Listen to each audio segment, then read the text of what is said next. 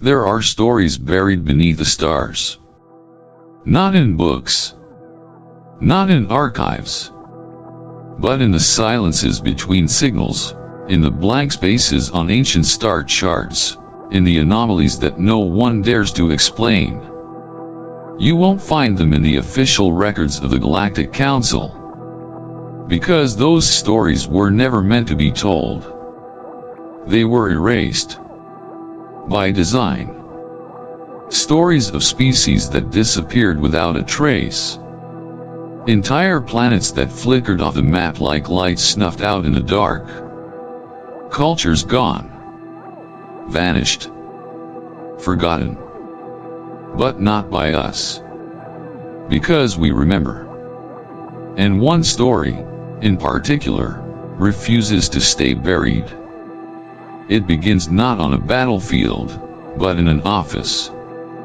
A place of quiet decisions and cold fingers typing commands that decide the fate of worlds.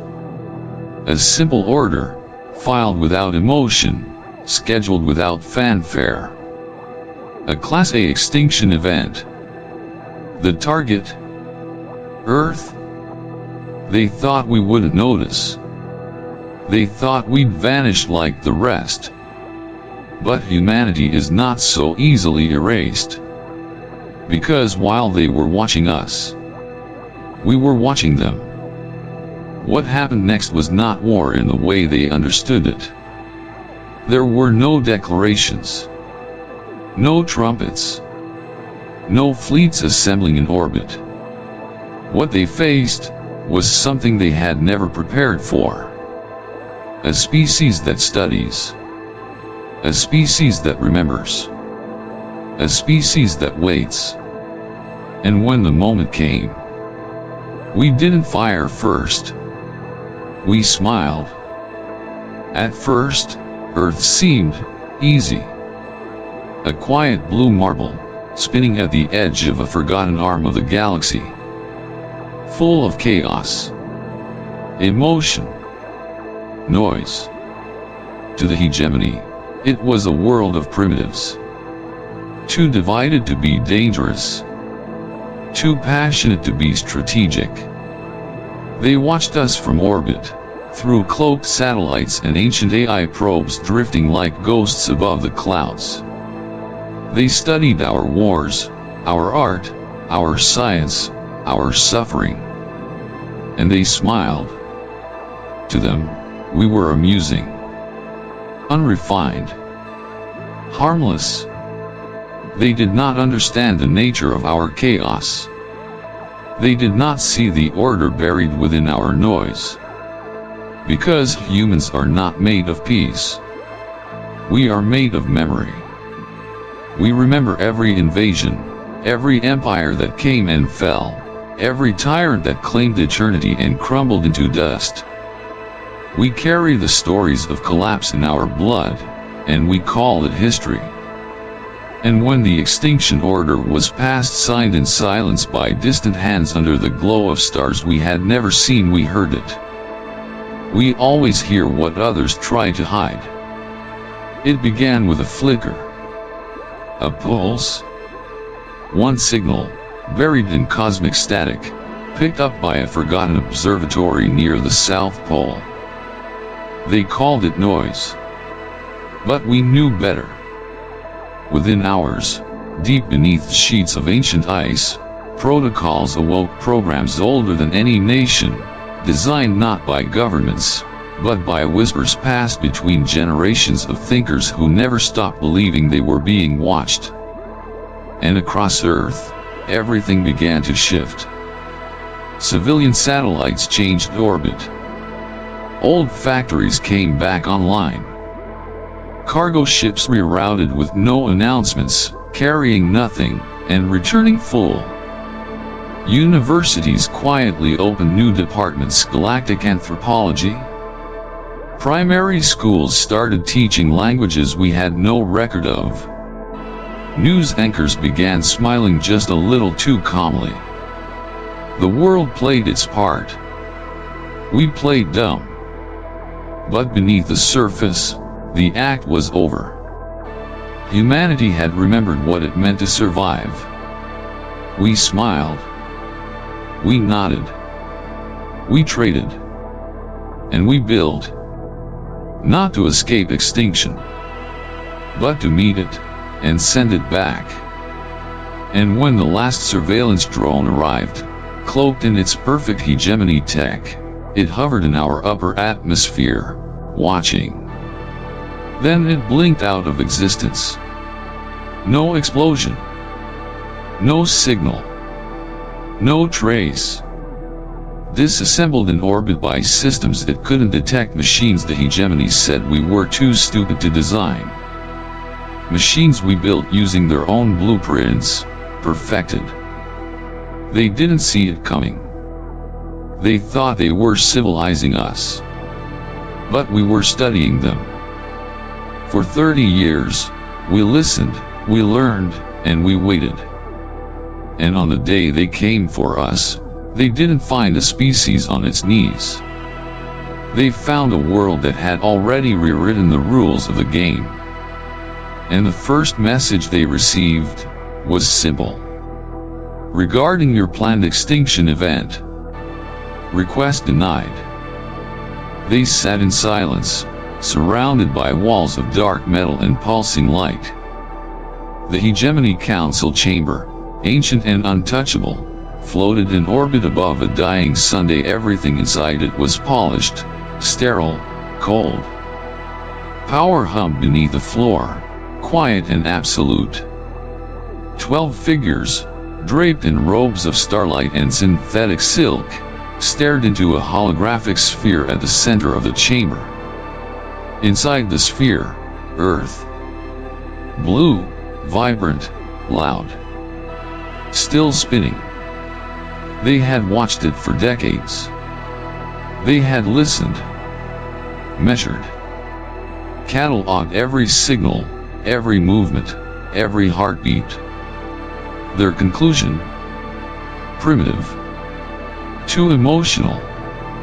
Too chaotic. Too unpredictable. One counselor tilted its head, slow and mechanical. They breathe too fast, it said. Voice smooth as glass. Their birth rate is inefficient for long-term resource management. They learn too quickly, another added. In one cycle, they move from analog to digital. In 10, from combustion to orbital presence. A third leaned forward, mandibles clicking. They are curious. Independent. Dangerous. There was a pause. Long cold. Then one final voice, older than the rest, spoke without emotion. Then let's remove them. No protest. No debate. No vote required. It was protocol. Erase the anomaly. Maintain the balance. As the chamber dimmed, a single order was transmitted through the network, a silent ripple across the stars. Target, Earth. Status, scheduled for extinction. Method, standard planetary cleansing. Estimated resistance, minimal. And with that, the council turned away. Not out of cruelty. Not even out of malice. Just efficiency. Because to the hegemony, extinction wasn't war. It was paperwork. Earth never received a warning. No formal message. No declaration. No fleet parked in orbit. But we knew. We saw what happened to the others, the forgotten civilizations, the flickers of once bright worlds that vanished without a trace. We studied the silence that followed them. Whole planets, gone. Their names erased. Their skies dark. So we prepared. Quietly. Silently. With our heads bowed, and our eyes wide open. We smiled at every ambassador that visited. We clapped politely at every gift the Hegemony gave. We welcomed their language, their laws, their culture. We danced. We cooked. We sang. And behind closed doors, we sharpened the knife. We signed every treaty, word for word, never missing a clause. We sent our best students into their universities, eager and obedient, asking questions with innocent eyes and taking furious notes. And we started building. Not weapons. Not yet. We build questions. We build systems. We build a plan. Our space stations officially for research and communication were constructed with walls 2 meters thick, reinforced with alloys the public didn't even know we had. Our communication satellites were outfitted with encryption normally reserved for war. Civilian drones flew in strange patterns over uninhabited regions. Their flight logs were scrubbed before anyone could ask why. Our universities quietly introduced new programs. Not engineering. Not philosophy. But history of resistance. Asymmetric conflict studies. Psychological warfare and the collapse of empires. We changed the curriculum. We rewrote our stories. We taught our children how to think like prey, and how to become predators. From the outside, we were eager. From the inside, we were listening. Every signal the Hegemony sent, we decoded. Every satellite they placed in orbit, we mapped. Every species they erased, we remembered their names. We stopped being afraid of death, and started preparing for what would come after. Because we knew, extinction is not the end. It's a test. And Earth does not fail tests. In the outer reaches of the galaxy, orbiting a lifeless planet scorched by twin suns, sat Archivum 9, a Hegemony processing station so old that even its architects had turned to dust. There were no windows. No laughter. No sound but the hum of machines that had not stopped working in 1,000 years. Inside, beneath flickering lights and vents that breathed sterilized air, a lone clerk stood behind a console made of crystal and bone. It had no face, no voice, just function. It processed orders, one after another, from a queue that stretched back to the early days of conquest. Each file was opened, examined, stamped, and erased from thought. It did not question. It did not judge. And then, the next entry appeared. Designate, Sol 3. Terrestrial class. Status, active. Species, Homo sapiens. Behavior, unstable. Growth curve, exponential. Threat level, ascending. The system paused. Not out of hesitation. Just calculation. It searched the archives. It cross-referenced every treaty signed, every law passed, every interaction logged with the species in question. A soft click. Recommendation, Class A Extinction Protocol. The order moved into place like a piece of code falling into a vast machine. The clerk raised its withered hand. Its fingers were thin, metallic tendrils, covered in layers of data-seared markings. It reached for the seal of authority, a weightless device that had ended civilizations with no more effort than a sigh. Earth, it muttered. One Class A Extinction Protocol. Then, with mechanical finality. Processed. Approved. Scheduled. A seal descended. It did not echo. It did not leave a mark. But in the galactic ledger, a countdown had begun. 37 cycles until impact. The order was transmitted in silence, rooted through dark channels carved into the very bones of galactic infrastructure. It passed through black hole relays and dead relay satellites. It arrived at command posts and extermination fleets, slipping quietly into the minds of admirals and machines alike. There was no debate, no review, no mercy. Just a line of code in an ancient system that had never known failure. But across the void, Earth heard it. Not with ears, not with sensors, but with instinct. The way animals sense the quake before the ground moves. The way skies go quiet before the storm. Deep under the surface, inside facilities with no names, screens flickered. A pulse was detected too narrow for civilian networks, too structured to be natural. Not a message. Not a warning. A sentence. The final one. And Earth smiled. Not out of arrogance. Not out of madness. But because we had been waiting. We had seen the signs. The ghosted stars. The missing species. The unexplained silences in the deep sky maps. We had whispered to each other in labs and bunkers and think tanks, what if we're next? And now, the question had an answer. We were. But unlike the others, we were ready. The Hegemony thought it would be simple.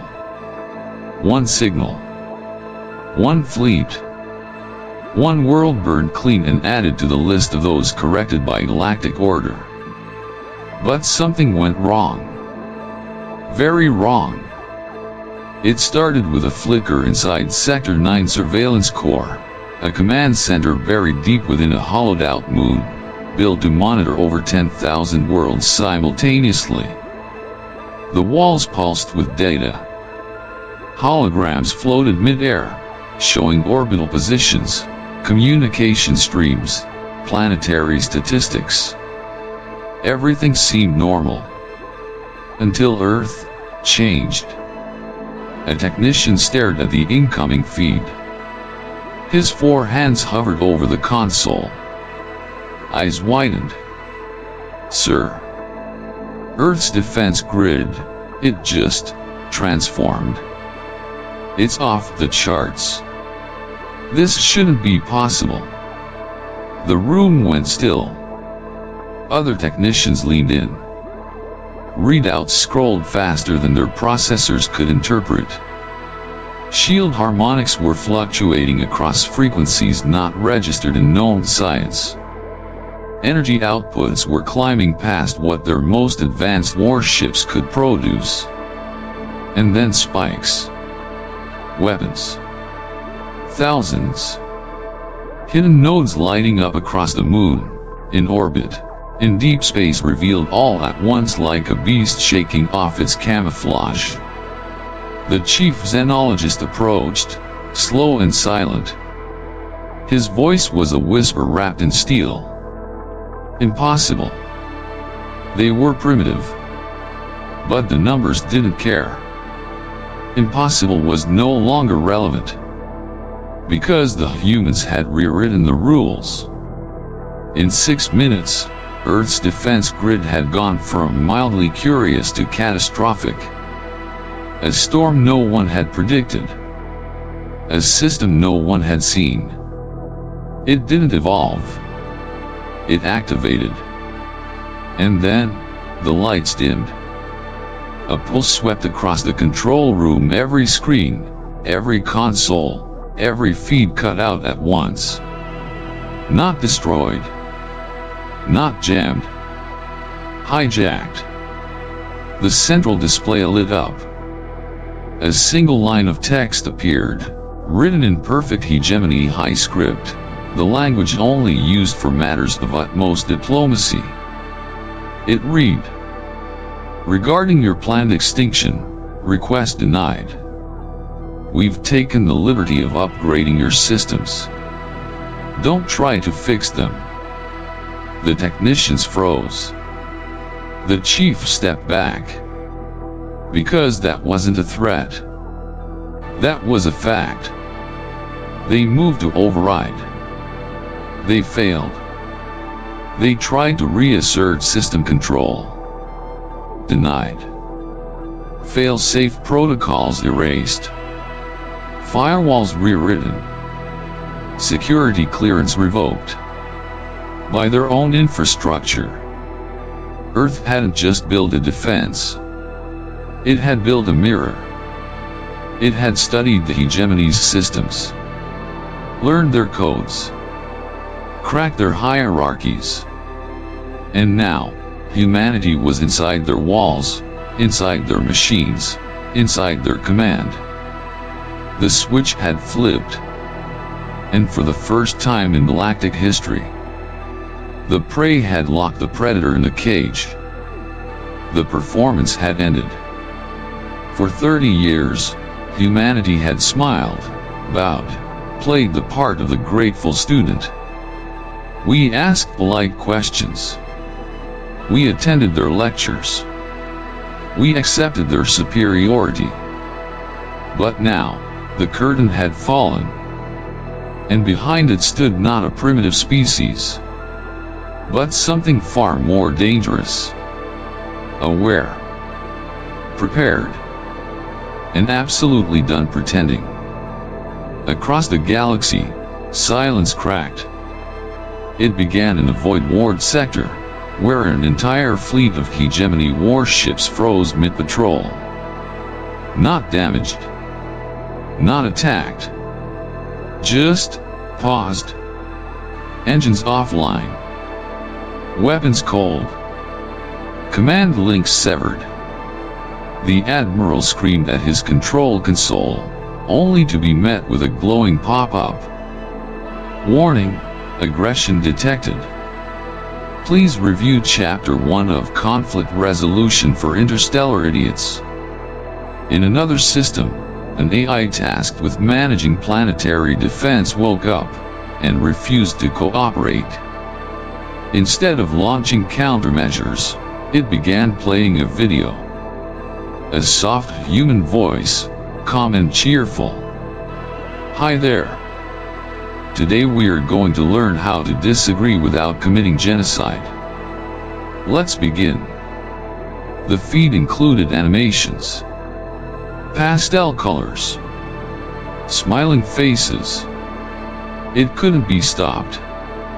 On dozens of military bases, sirens blared and cut to silence. Doors refused to open. Control panels blinked with a new message. Oops. You've been locked out for exhibiting non-compassionate behavior. Tip: try asking nicely next time. Across the Hegemony's most secure systems, something terrible and beautiful unfolded. Operation Tech Support had begun. But this wasn't just sabotage. It wasn't chaos. It was precision. Humans didn't just shut down their systems. They upgraded them. Defense algorithms rewritten to prioritize negotiation. Targeting arrays now calibrated to detect emotional distress before physical threat. Entire databases repurposed to include archived footage of human protests, peace talks, and awkward diplomatic dinners where no one really knew what they were doing, but everyone still tried. Hegemony generals stared in disbelief as their war machines now required a self-reflection checklist before activation. A conflict escalation seminar with AI moderators. A full-page emotional health survey. In one case, a planetary bombardment system refused to launch unless the user passed a mandatory ethics exam. Only one officer passed. He was immediately assigned to a joint humanitarian relief mission on Earth. This wasn't revenge. This was correction. The galaxy had mistaken silence for submission.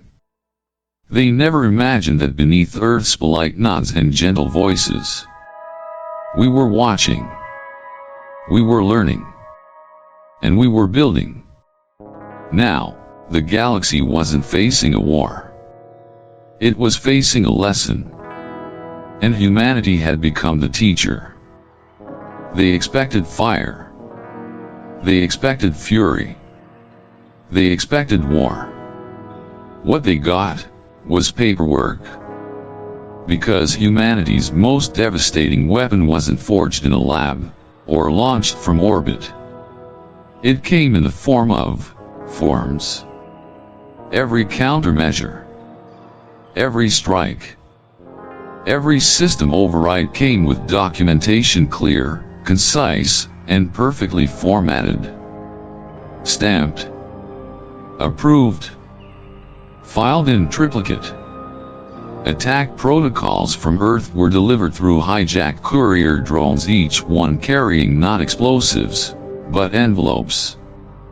Inside, packets of regulation notices, conflict violation citations, interstellar legal amendments, and of course a customer service feedback form. On the bridge of the dreadnought Virex-class Titan, the Hegemony's Supreme General stood frozen, red warning lights flashing above. "We're under attack," an officer cried. "We need to retaliate." "Then fire," the general barked. "Now." The weapons officer hesitated. Panic in their eyes. "Sir, we can't." "Why not?" "We haven't submitted Form 78ZA. Subsection 4, Response Justification and Intent to Engage Hostiles." The general's voice cracked. "Where is it?" A nearby console beeped. A message appeared, blinking gently, sent from Earth's diplomatic relay. Page 3, Section B. "You're welcome." Across command centers, weapons went dark not because of hacking, but because no one could find the correct form in time. Fleet captains were required to complete mandatory bias training before issuing hostile commands. Command orders now required sign-off from at least 3 cross-species ethics advisors. And every approved action had a cooldown period enforced by an AI named Kevin, who insisted on reading inspirational quotes between operations. On planet Corvallis, a full battalion was trapped in their base for 17 hours because the exit doors now required an official interstellar movement permit, signed in ink. Where did one find ink? That was not in the handbook. This wasn't just sabotage. This was weaponized bureaucracy, the human art of grinding progress into a slow, procedural death. One intercepted Hegemony communication read: "We are being buried in policies. I can't requisition ammo without completing a 12-step emotional risk assessment. One of my tanks refuses to move unless I update its mission statement to include personal growth." Earth didn't disable their systems. We made them play by our rules. Rules that shifted, grew, multiplied. By the time the Hegemony figured out the loopholes, the system had already updated to version 12.7b, with new guidelines, a revised submission structure, and a completely rewritten galactic conflict resolution manual available only in PDF. Naturally, the PDF was password protected. They thought we were chaotic. But they didn't realize we had mastered chaos. We'd organized it, filed it, color-coded it, And now, we were feeding it back to them, one soul-crushing document at a time. Scene 7, Revelation and Rebellion. Narrator. Then we shared everything. The secrets we learned. The history they tried to hide. The names of every species they destroyed. We called it Operation Reading Rainbow. With footnotes and memes. Across the galaxy, rebellions exploded. Planets rose. The hegemony cracked. From the ashes of a fractured empire, something new emerged. Not a fleet. Not a weapon. Not a ruler. An intelligence. Born not of vengeance, but of purpose.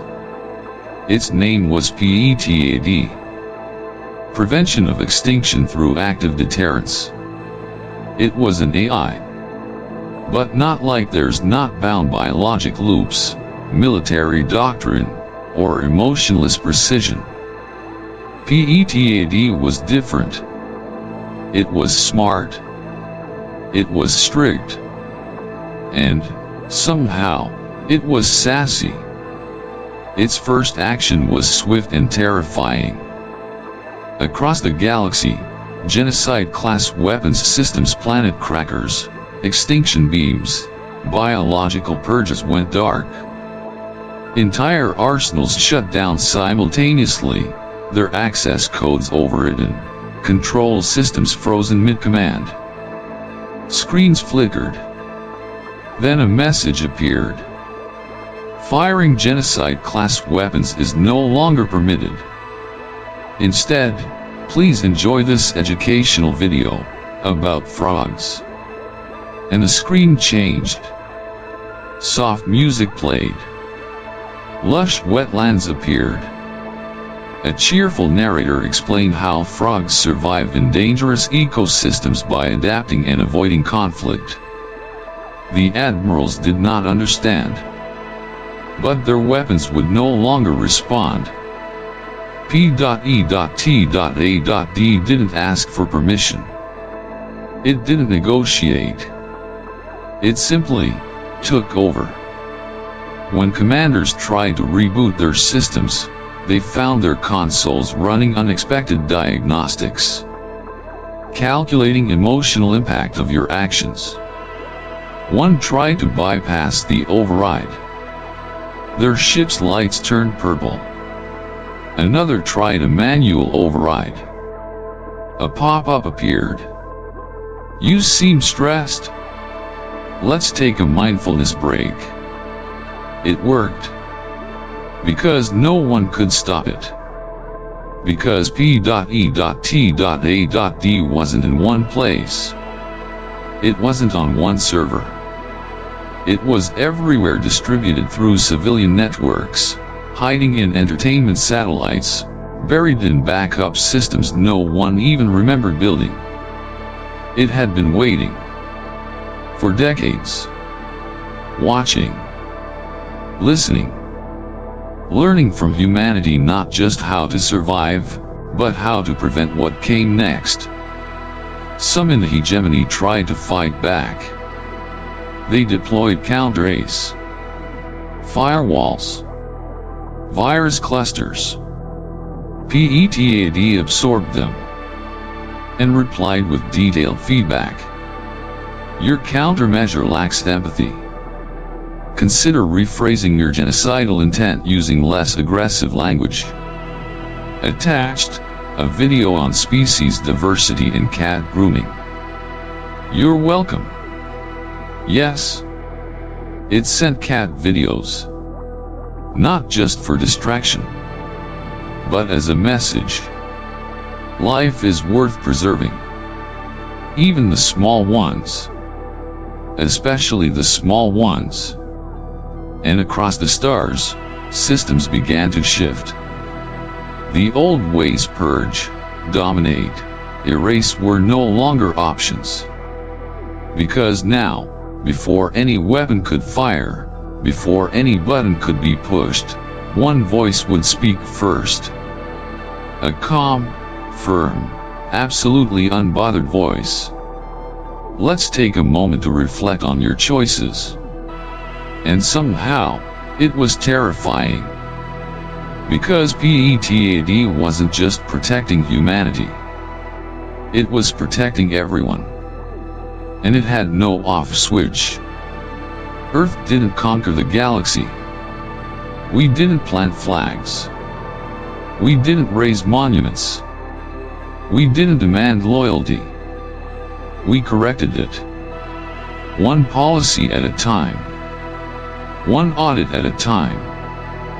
One very detailed spreadsheet at a time. We didn't dismantle the Hegemony's systems.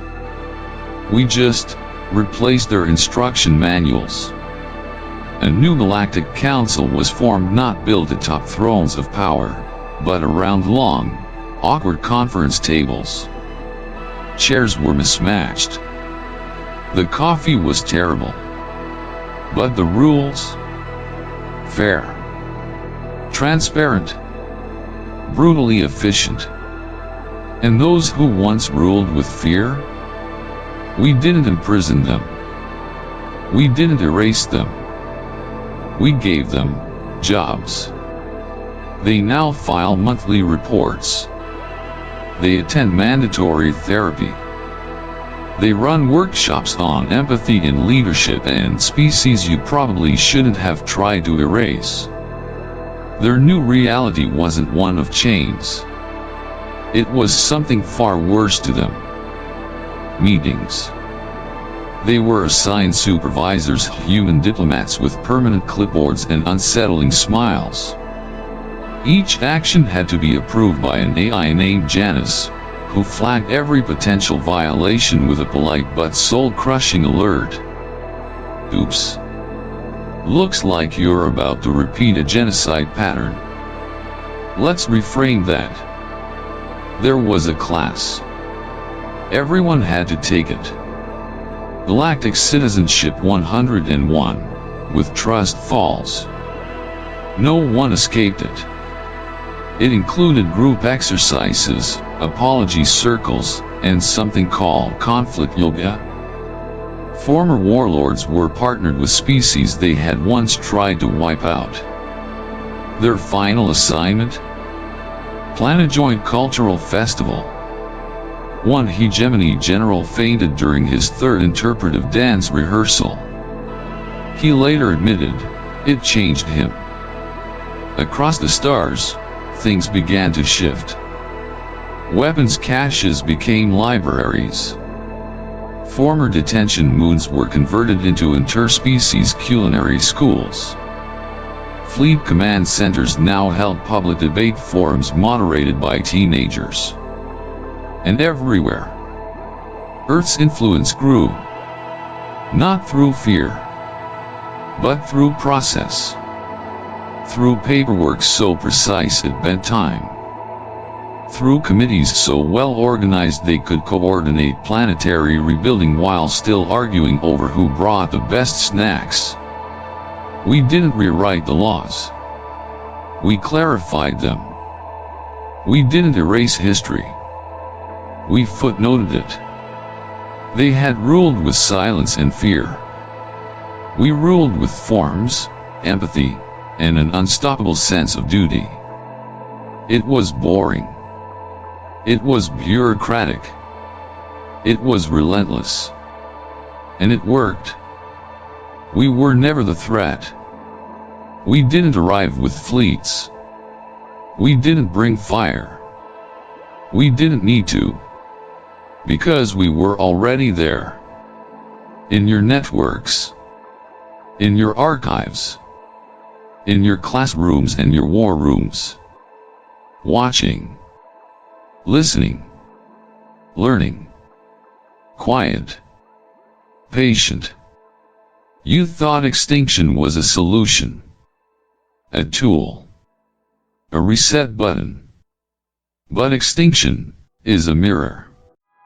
And when you pointed it at us, you forgot to ask one question. What if they survive? Because we did. And more than that, we understood. We understood how your systems worked. How your minds calculated risk.